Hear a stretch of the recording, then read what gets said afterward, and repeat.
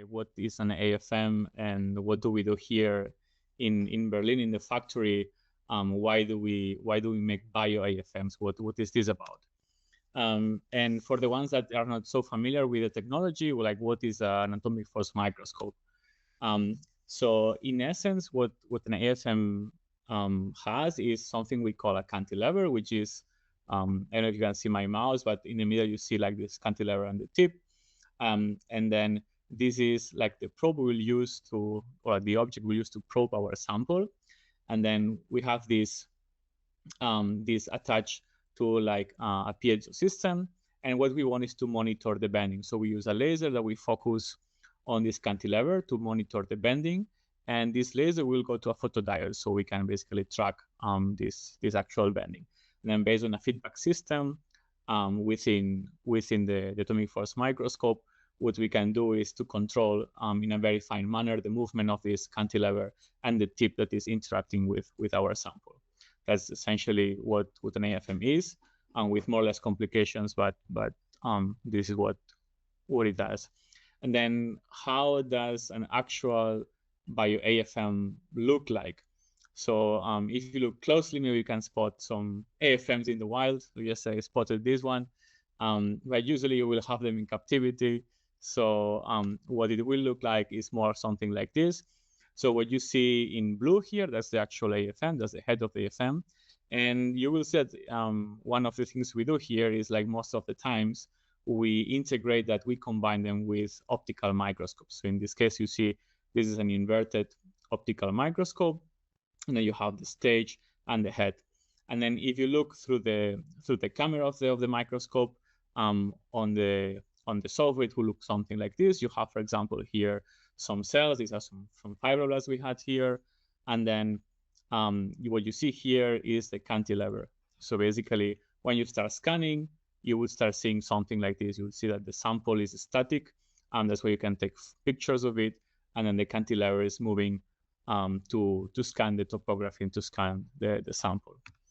Then again, very briefly, I mean, today we'll have quite a lot about applications, but what major applications can you achieve with an AFM? So you have the topography tracking, so you can monitor the topography of your sample. You can have like a profile of the surface of your sample.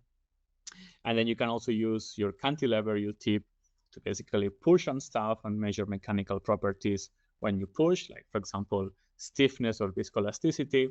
Or instead of pushing, you can also use it to pull on things. Imagine you want to pull on proteins, you want to pull on DNA and study the force that you need to unfold certain domains, or for example, the force you need to detach some protein from its target, and so on. Right?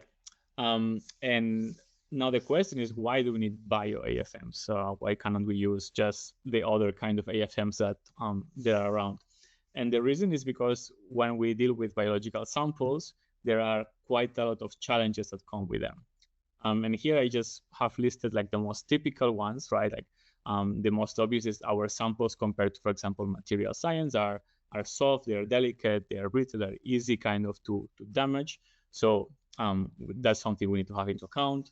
The medium is liquid because we tend to have them in some sort of buffer, some sort of solutions.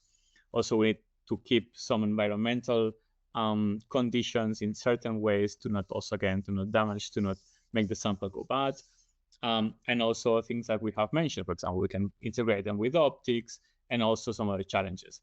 And basically here I mentioned again, like for these specific challenges, some of the developments that we have come up with, right? From the beginning, the design of the AFM is around the fact that we're dealing with biological samples.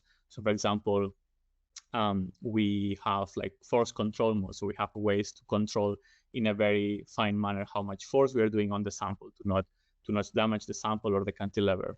Also, we have like temperature control, humidity. We have all these kinds of accessories to have good environmental control. Then also we have this kind of triangular head geometry. You see that basically light can go through, so we can adapt with any kinds of optics.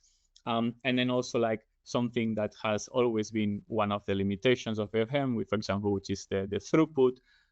Now we start also to tackle that, having stages like what you see in the image, which allow us, for example, to start using multi-well. So we have like already multi-sample experiments in the same session. That's something that you can start automatizing and streamlining together with also like a much more approachable software.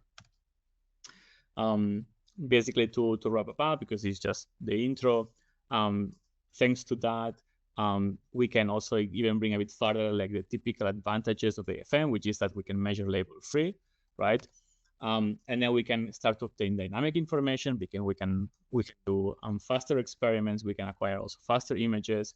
We have more multi-parametric experiments, so like we can have different types of information in the same experiment together with the optical one, and we can also do that at the same time while trying to keep the sample in as good conditions as possible.